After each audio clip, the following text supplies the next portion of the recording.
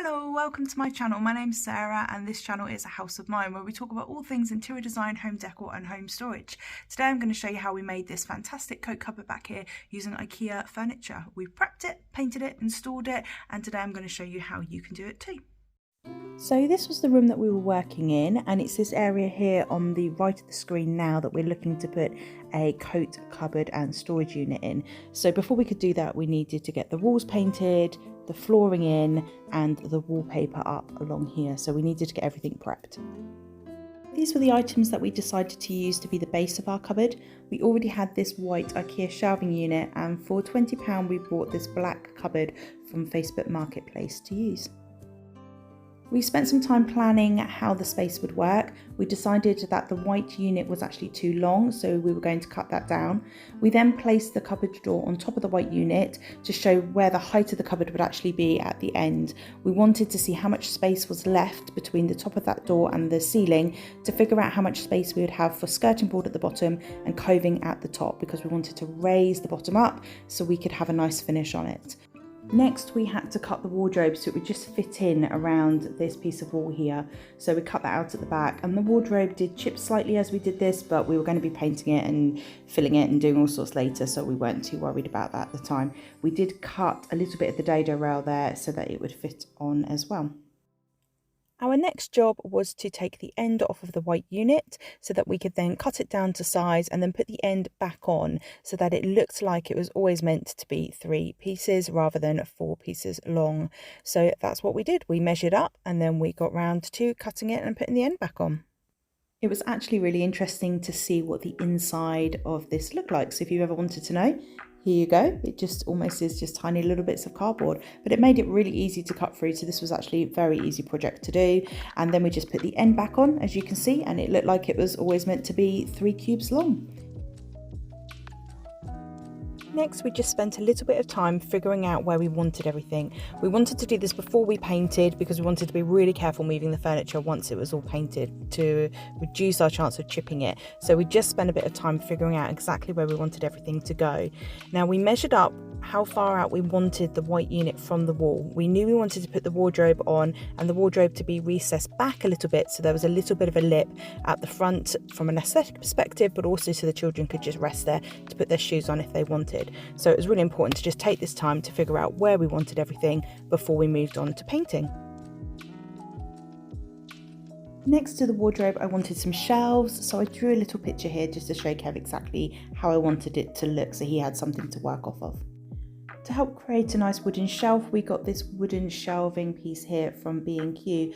Unfortunately, the one bit wasn't deep enough to be able to go all the way back against the wall there, so we did have to buy a second bit just to help fill in that little gap there at the back for where our bottom shelf would be. Once the furniture was cut and we knew exactly where we wanted everything to go, we took the doors off, and at this time we prepped it. So we sanded it really well. I really didn't want this furniture to chip, so I wanted to not skimp on the preparation. So it was really well sanded, then wiped down, then left to dry, and then we started to prime it. This is what it looked like after the first coat of primer. Now, what we decided to do was save our primer and paint and make it go as far as possible. So we decided not to prime and paint the inside of our wardrobe.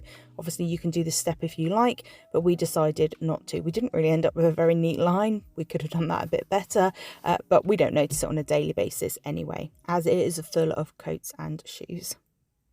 Now, one thing to know is that when it comes to painting this, the paint takes forever to dry. So you are going to need somewhere where you can do this indoors. Now, we did it in the carport, which actually I regret, because although it kept the project dry, we ended up getting loads of little bits of dust falling. So I had to dry brush everything between the coats. And if you do have to do this outside or in a shed or in a carport, I do suggest you do this. So just in between coats, just take a dry brush and just dust everything off before you then start your next coat. I was very careful when I was painting, as you can see here, kind of demonstrating, to just be really careful around the edges because the paint really wanted to pool up in the corners. I also made sure that underneath where it wanted to drip, I was constantly just going back and just wiping it to make sure I was ending up with no drips on the front. Because we were painting IKEA furniture, I decided to use this white shellac sealer primer. I managed to get this from my local Crown Centre. In fact, I got all my paint and supplies from there and they were fantastic, really helpful.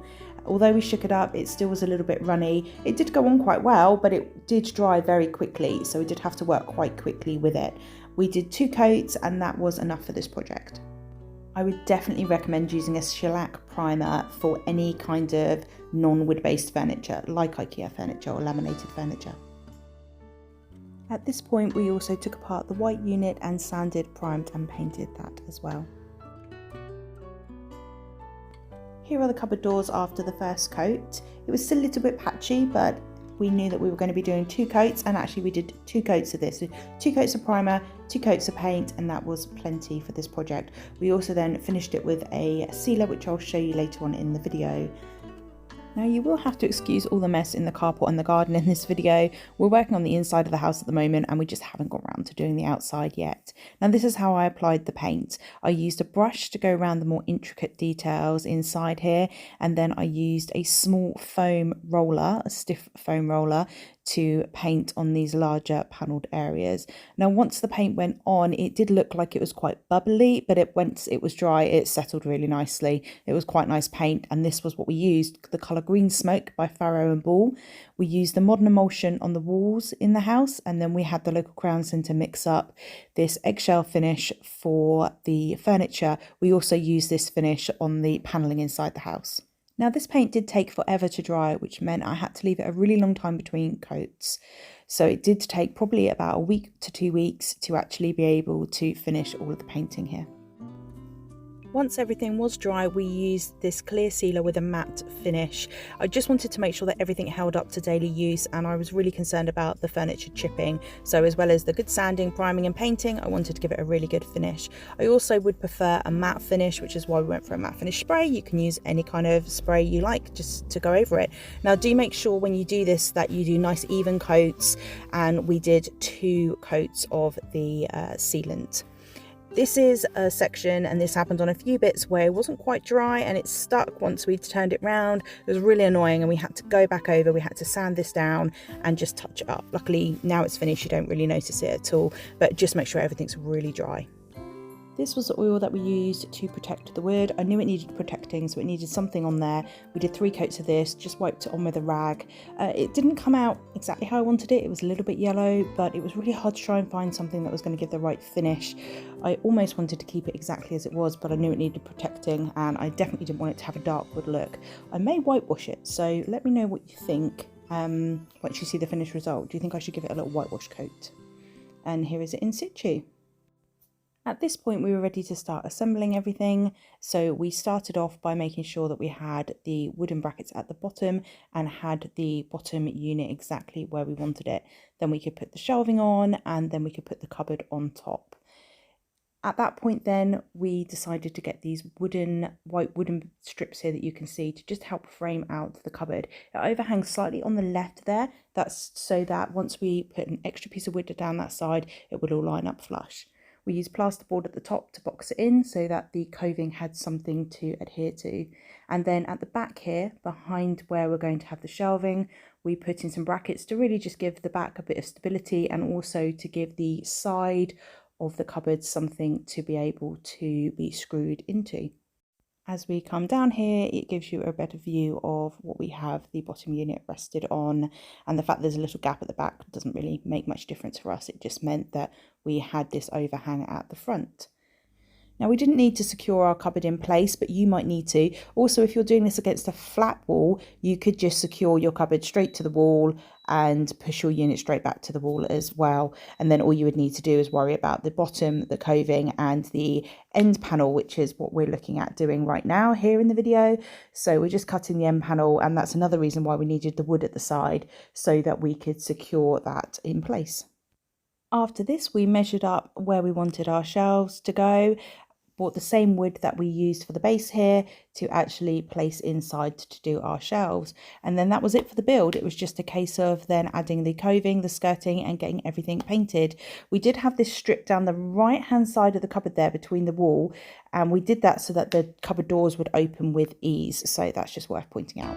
Here is the finished cupboard. The room itself isn't finished yet, but the cupboard's been finished for a little while and it's standing up really well to daily use. I'm really happy with this bit of framing wood that we did at the top of the cupboard underneath the coving. It looks fantastic, and it's little touches like that that really help make this feel like an inbuilt piece of furniture rather than just a cupboard that we chucked into the corner. We wanted this floor to ceiling effect.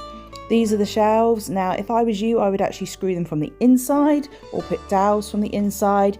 We didn't do that. I think we were in a hurry at the end just to get it finished. So as you can see, we screwed it from the outside and then bought these covers and painted them. It does let the finish down a little bit, but on a daily basis, we don't really notice it.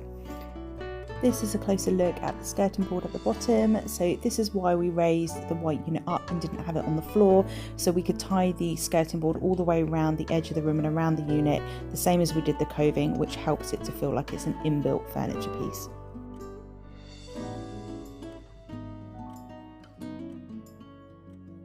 I'm really happy with the matte finish of this. Now, you could obviously do any kind of finish you like. I think the matte one worked well for the room that we were working in, and it hasn't chipped at all with the daily use that we've had. We did spend a little bit of time trying to decide on which handles to use. I'm really happy with these black ones, these long ones. They are from, I think, a company called House and Home. As you can see, the holes from the previous handles need to be filled in, so that's a little snagging detail that we need to do. And ideally, we would have done that at the beginning of the project when we were sanding and painting. We would have filled them in then. I just didn't think about it at the time, so I wish we'd done that. But we will go back and do those soon. But the handles are fantastic. Here is a really good look at the inside of the cupboard, apart from the fact it's a complete mess. We put some hooks on the side there, and then we just put some hooks straight onto the wall. Oh, I can see there we did support the wardrobe a little bit in the top corners there just to hold it to the wall, but that was all we did. There were no other brackets used. We did have to be really careful with our placing of the hooks here to make sure that the handle would open quite well, so that's something to bear in mind. And again, that's why we put that strip of wood down the side to just give us that leeway of being able to open the cupboard doors. Overall, I'm really happy with how this project has turned out. It looks like an inbuilt piece of furniture, like it's always been there. It's got a fantastic finish to it, and it was really affordable for us. I think the most expensive things were the primer, paint and sealant, and the pieces of wood that we used. You could use nicer wood, but we just opted for the shelving wood from B&Q, and it works fine for us. Like I said, I'm not sure if I want to whitewash it yet, but I don't know. What do you think? This is how it looks when you kind of stand back and look how the rest of the room's coming together. Now, we're not finished. We've got some pictures that we need to put up. We need to get some more furniture in here. This is the wall that faces you when you first enter the house. So we need a little table and something here. And in fact, that paneling needs a second coat of paint. So there's a few more bits to do to get this room finished, but this just gives you a little bit of a view of how it's coming together. This is the perspective from the other side of the room. We also painted the front door here, so we have got a video on that. If you're keen to paint your front door, go and check it out. In fact, this is a good time to say, if you like this kind of project, if you like DIY interior design, feel free to drop the channel a subscribe, a like, and I hope to see you on the next video. Good luck. If you have any questions, please comment below, and either myself or Kev will get back to you and help you out. Good luck with your project.